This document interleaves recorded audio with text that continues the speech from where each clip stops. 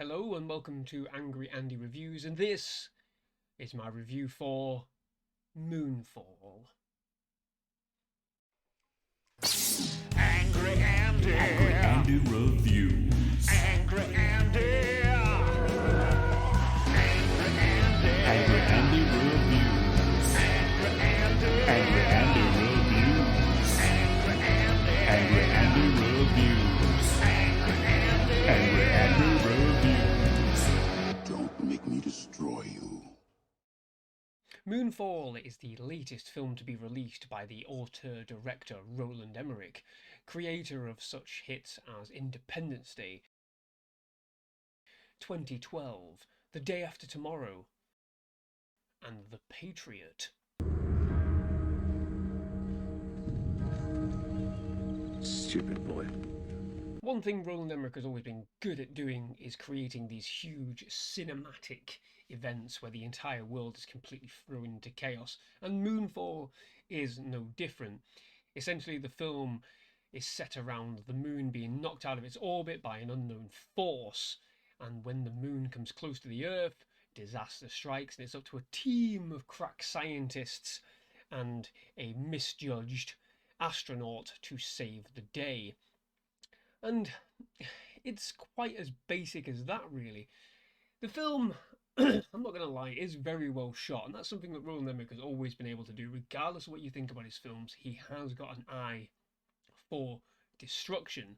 The problem is with Moonfall is that it somehow feels weightless, which is quite funny considering a lot of this film does take place in space, where everything is weightless, and yet it's a bit of a shame, really. He unfortunately stated quite recently that Marvel films and superhero films in general seem to have ruined cinema. Well, unfortunately, Roland, a lot of your films seem to follow a very similar trajectory. You create a disaster, you send heroes to go and save the day, and there's a nice, lovely, happy ending that follows.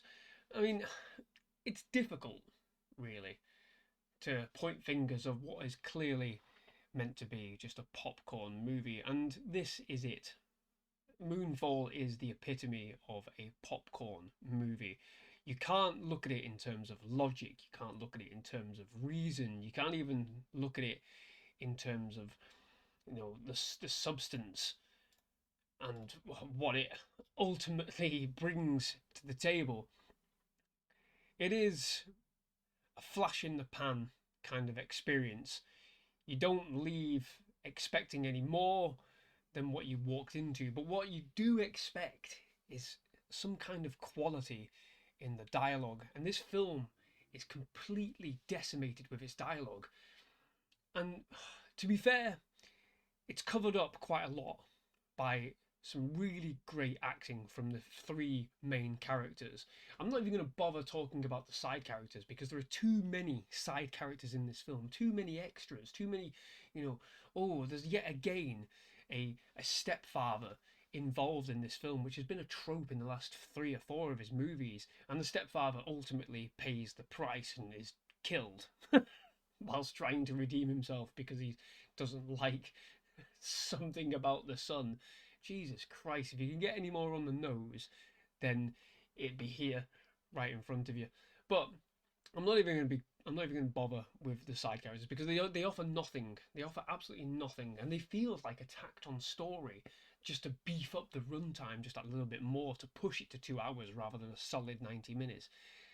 The 3 central actors, you have Halle Berry, who is, we all know her quality. She's done some duff films in the past, but she's a really, really good actor. We then have John Bradley, famously more known for being Samwell Tarly in Game of Thrones, and he brings an honest sort of comic relief character who knows what's going on. There's a little bit of a, like I said, if you look at things in a logical way in this film, you will pick holes left, right and centre. But here, he's the comic relief, he's down in his luck, he should be working at NASA, but for whatever reason, he isn't. But he can figure everything out straight away, and he knows what is going on. And he convinces the main character in this, Brian Harper, who's played by the wonderful Patrick Wilson. And Patrick Wilson, Christ almighty, this guy needs to either get a better agent or something, because he is a cracking actor who is completely not being utilized to his full potential. He is single-handedly sort of spearheaded, entire franchises with little knowledge or acknowledgement, shall I say. And it's a shame, really. And these three actors, they do pull Moonfall through. They absorb the ridiculousness of it. They absorb how stupid it is and how utterly forgettable the entire film is come the end. And they push it back 100%. And you've got to give them credit. You've got to absolutely give them credit. The film goes through a series of differing disasters, and this is a similar thing to what we got with 2012. There's gravity wells that pull the oceans up and lift everything up and throw everything down, and then we've got the oxygen being sucked out, the atmosphere being absorbed as the moon passes over. But like I said, nothing feels like it has any weight. With these other movies, we saw countless millions of people, especially in 2012, getting completely annihilated, and here we barely see anything. And I just wonder whether he wanted to sort of bring it back for Roland Emmerich. He wanted to come away from seeing so many people getting killed mercilessly at the hands of the moon in favour of putting the characters front and centre. But what you get is no sense of threat as a result. Yeah, you're seeing buildings being torn up, you're seeing helicopters being spun around by the gravity wave, but you don't get a sense of this actually having a lasting impact on the Earth. And come the end of the film, once the moon seems to be resettled in its orbit, because it's not really the moon, it's some kind of man-made device or alien-made device. Logic. Once it's settled back at its orbit, everything seems to be perfectly fine, and you don't get a sense that the world has been completely decimated and completely changed for all eternity.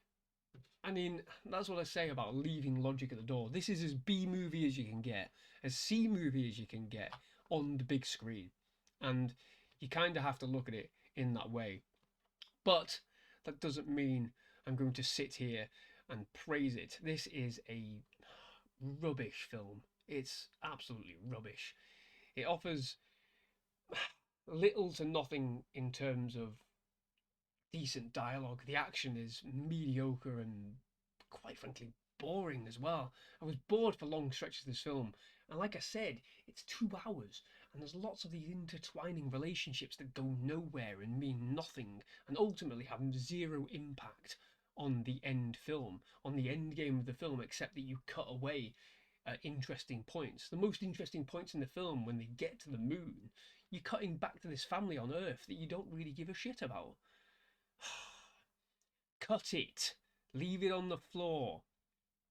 The most egregious thing about this film, though, however, is the way it ends. And unfortunately, Mr. Roland Emmerich is falling into the MCU trap, where he's inadvertently decided to try and set up a sequel. Cause let's face it, baby, these days, you gotta have a sequel.